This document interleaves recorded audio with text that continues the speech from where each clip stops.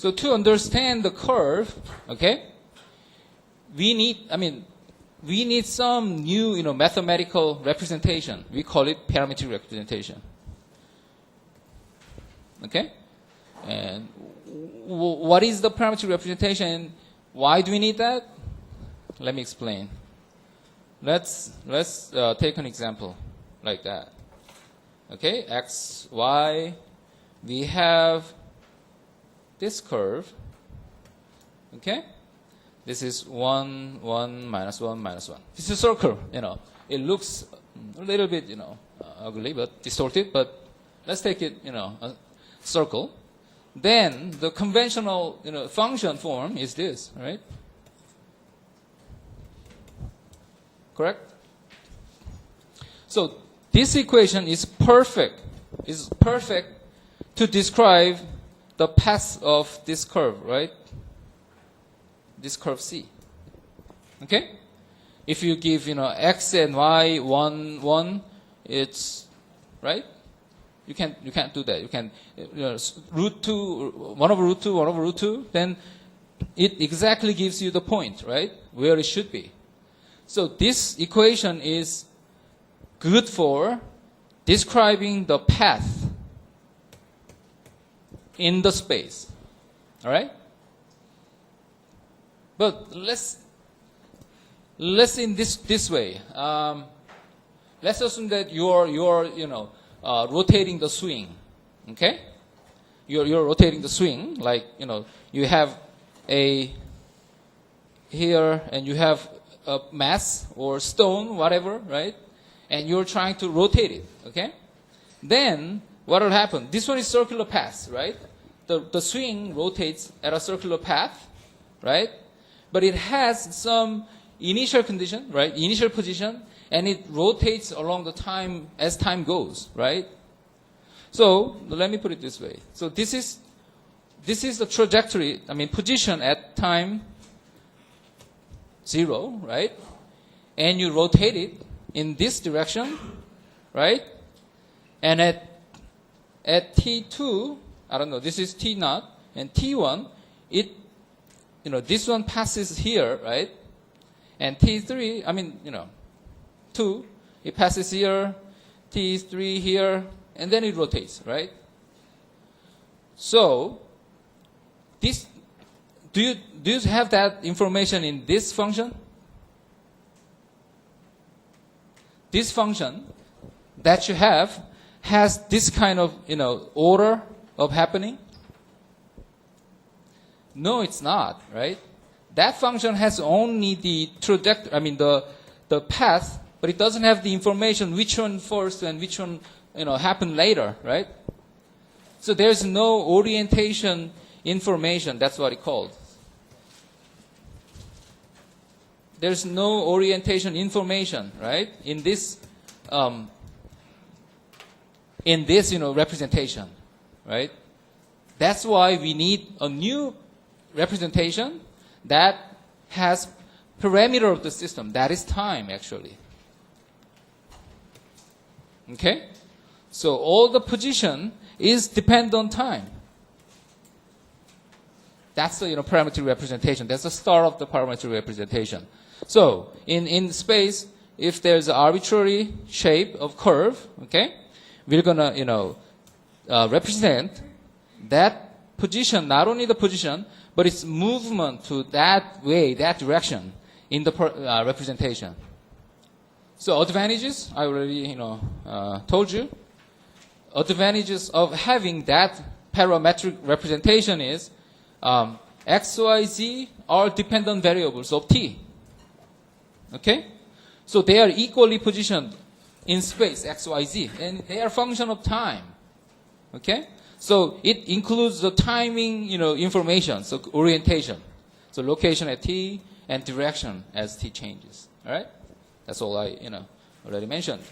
So that's the basics of the parametric representation, and we need some practice. Okay? This is very, in some sense, it's not natural representation. It's a very special representation. Then you need to be, familiar with. Okay? You need some train to be familiar with this representation.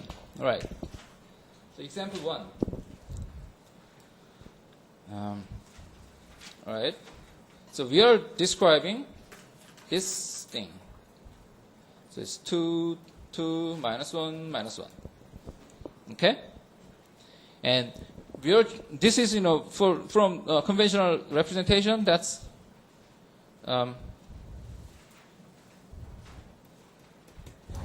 okay? That's about it, right? And we need to do the, parametric representation of this circle, okay? Oh, sorry. Okay? All right, thanks. So we need to do the parametric representation this, okay? So you have to decide the starting point, okay? If it's a swing, like a previous, you have to do, make the starting point there, right? But this time, let's forget about swing. Let's take starting point here, okay? So that's where t is 0, okay? So at 0 time, it starts from here. And let's assume that we are moving that way, so counterclockwise. Okay? Then, at t here, t is pi over 2, right? Time is pi over 2, right? Pi over 2 seconds. Then we, reach here, right? And at t is pi, we are here, and t is 3 pi over 2. We reach here, and then we go back to where the start point is. Okay? So that's the time involved information, representation.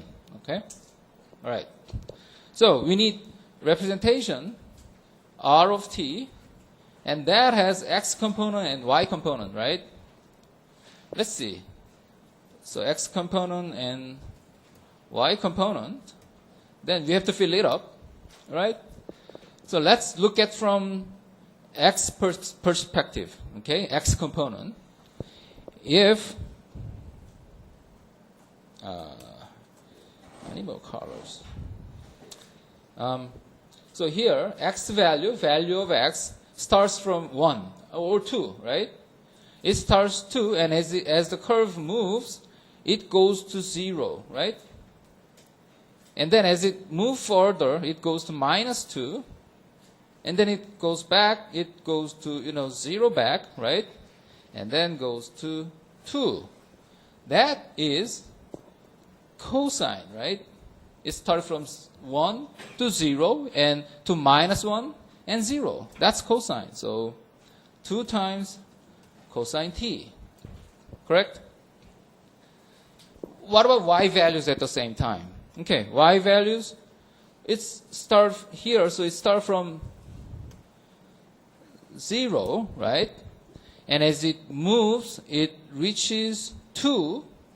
It starts with 0, 2, and then it goes 0 again, and then it goes to minus 2, and then go back to 0, right? So it's sine 2 sine t. Okay? So that's how you get it. That's how you get the parametric representation. If you look at the system closely, then you could find some rule of x component and y component. Okay? But this is from inspection, right?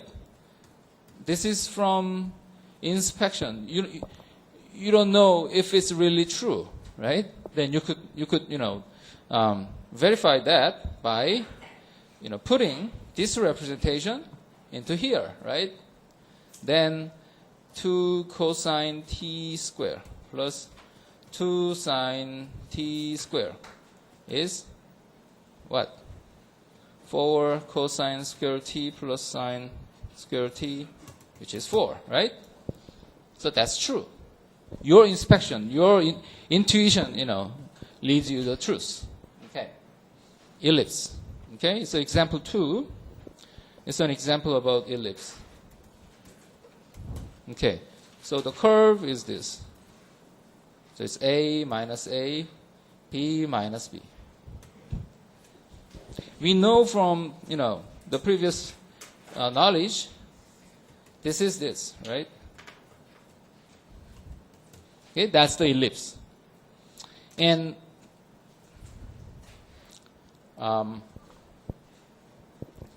we know from previous inspection, x is a cosine t, and y is b sine t. Okay, you plug in an a square cosine square t over a square. So square sine square t over b square, which is 1 because it cancels. Okay, so that representation also works. All right. Example 4. By the way, the R of t is a cosine t, b sine t, and that's R of t. Okay? That function changes as t changes, right? Okay. All right. Example 4. Circular helix this time. Okay. Circular helix. So let's draw that. X, Y, C. So to draw helix, it's easier to see with the cylinder. Okay. So start from here. It goes to that, and it like that. Okay, that's a helix. If you erase the outer cylinder, that's helix. How helix moves. So it's like you and that. Okay. All right. So it's keep doing it. It's keep doing. All right, so in z-axis, it linearly increases, okay? But in xy, if you look at from the top, it's okay, it's a circle, if you look at from the top. Okay, so helix R of t, you know that x and y components are circle, so it's a cosine t, a sine t, right? And on z-axis, it's linearly increasing its value, so it's t, ct. C is just number. Okay. All right. Let's move on. Example 3. Okay. It's a line. Before it was all circular. It's related to all circles, but this one is straight line. Okay. Circle used to be relatively easy because it's sine or cosine, right? So circular, parametric representation was relatively easy. But straight line is, it's relatively harder than circular, I guess, right? So let's draw an x, y, z, and a line that, crosses the space. Okay, this is a line L. Okay. So we assume that, we take a point on the line. Okay. We call it point A. It's on space, right? All right. Then the position vector of A is this. That's position vector A, right? From origin to the point. Okay. And let's assume that we could find a direction vector B of that line, okay? Let's assume that we could find direction vector of the line. All right? Then the final R of t is this.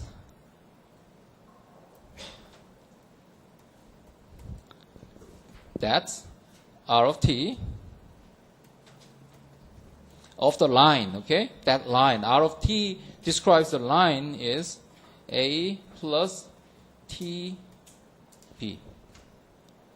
Okay? All right. Then,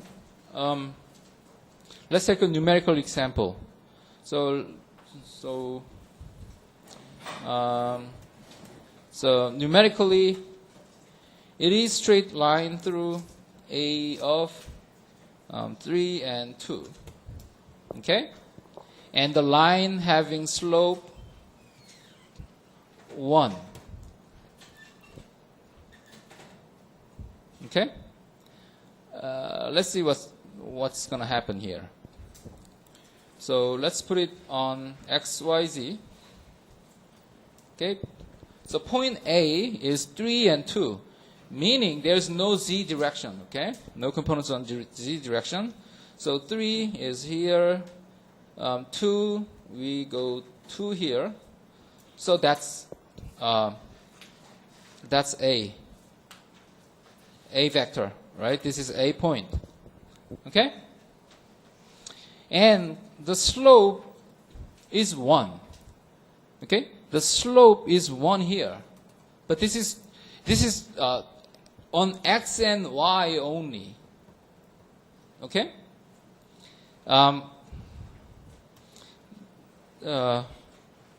Yeah. So the line slope. This is the slope of the line is. Let's see. Okay, sorry. It's on xy plane.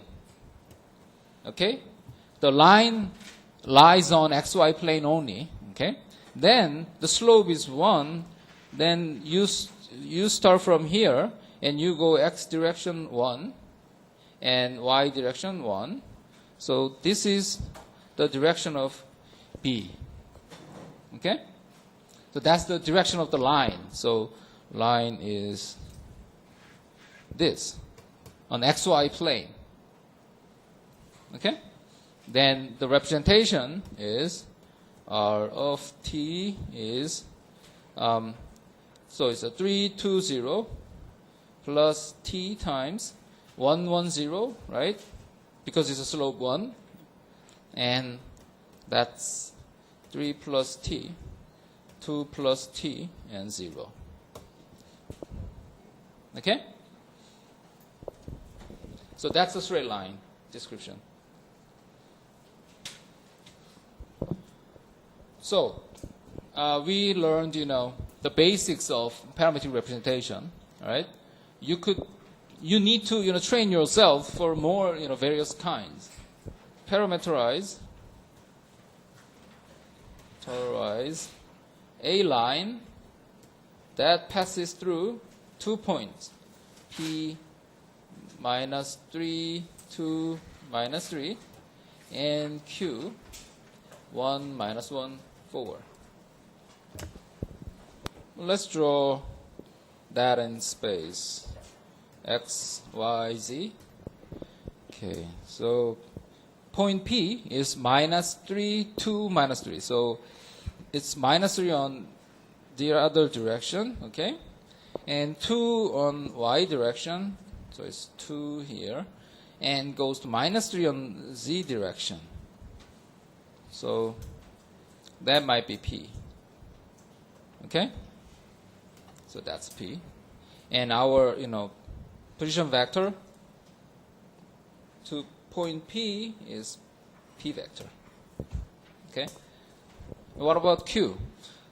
So we take, P as a starting point. That's what it is, okay? All right. So Q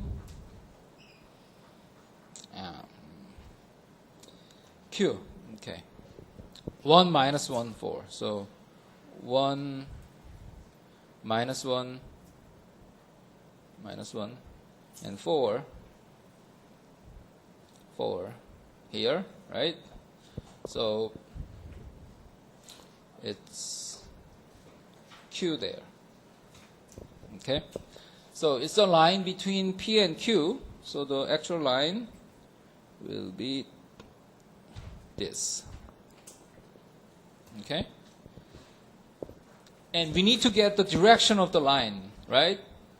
The easiest one between 2 is this, right? PQ vector. Okay? So we need just direction. because it's all multiple, scale of this, direction.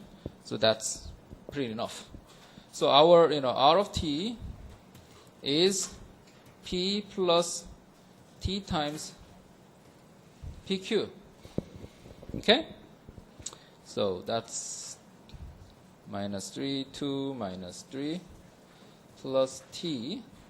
pq is q minus p, right? So 1 minus 3, which is 4, minus 1, minus 2, minus 3, 4 minus 3, that's 7. So final answer is minus 3 plus 4t, 2 minus 3t, minus 3 plus 7t. We are now ready to get tangent vector to a curve. Okay? So it's a limiting process of line L through P and Q. Okay? And this picture, represents that process. So we have curve C, okay? And we have point P and Q on the curve, and the differential is the line between 2 points, right? And that point is, right, represented by R of t and R of t plus delta t, the differential time, okay? And that the delta t goes to 0. Then Q goes to P, okay? That's the definition of R prime, okay? The derivative. So that's the tangent vector at that point on the curve, okay?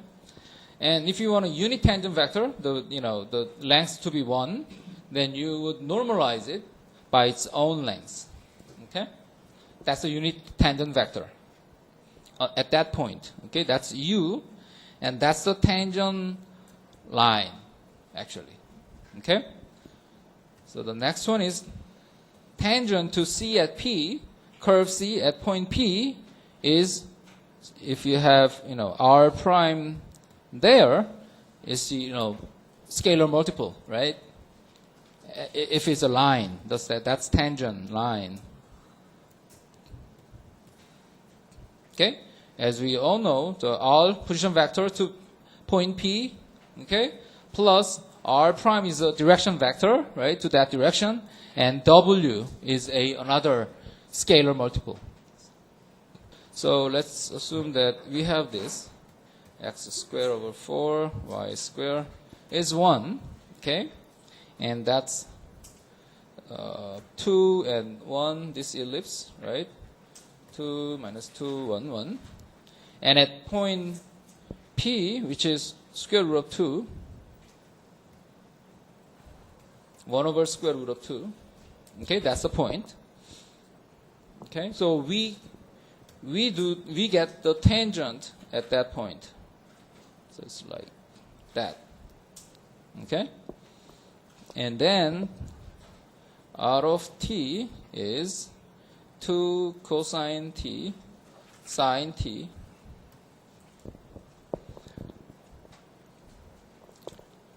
right? So R prime of t is minus 2 sine t and cosine t, right? And if you put, R prime of t, it's pi over 4. Then that's, if you plug it in here, that's square root of 2 and 1 over square root of 2. So we know that at t is pi over 4, we passes that point P. Okay? And then, so R, what is it? No, this is R itself, okay? And R prime at pi over 4 is minus root 2 and 1 over square root 2. Okay? All right. Then Q of W is the first one, right? Square root of 2 over 1 over square root of 2 plus w times minus square root of 2, 1 over square root of 2. So that's square root of 2, 1 minus w, 1 over square root of 2, 1 plus w. Okay? So that is this q of w. It's all, that factor describes, that, right? At time pi over t second, right?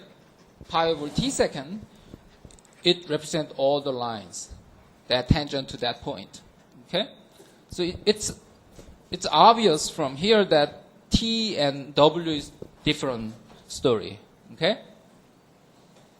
For simplicity, okay? This is simple proof. For simple case of curve, okay? And let's say we have this curve, very simple plain curve, okay? It doesn't have, intercross section or whatever. It's just a plain one, simple curve, C. Okay? It starts from T is A, okay? It ends at T is B. Okay? That's the, things. And it moves from here to there. Okay? And the natural, we need to measure the length of that curve. Okay? So natural, assumption is we make differential, right? And then we add them up. Integration, right? So let's see. What's ds? ds is dx dy, right? Pythagorean, right? The triangular, rule. So ds is square root of dx square plus dy square. Okay? All right. So the whole length of the line from A to B is what? We call it length L, okay? Is the integration of ds from start to end, right? We just add them up, yeah. Very small, section, we just add them up. If we write it, start to end, square root of dx square plus dy square, okay? But we need to get the function of t, right, by doing this. Now, t appears, we hope, dx over dt square plus dy over dt square times dt square, right? So you take the dt out, dx dt square plus dy over dt square. Okay? And that's it. That's this from A to B. I mean, in vector form, because we are learning vectors, in vector form, in vector, L is A to B, it's this. Oops. Correct? So, this is, the derivative, the length of the derivative at that point. Okay? It changes. So, A to B, square root of r prime dot r prime and dt. Okay? And arc length, okay. Arc length is what? It's a portion of curve. So if here, that's arc. At t. T changes, right? As t changes, the part of, if t is here, then it's a part of the curve, right? That's called arc. So t changes. So the definition is this. From A to T. And t changes, right? Okay, that's the definition of arc.